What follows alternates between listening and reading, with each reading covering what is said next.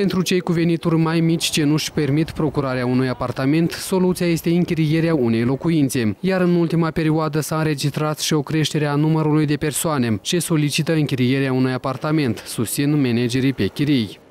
Vreau să zic că de cele mai multe ori apelează persoanele străine, care vin în ospăție, cu turismul, deci sunt de asemenea și persoanele de la noi care închiriază apartamentele. Apartamentele sunt la prețuri diferite, de la minim până la maxim.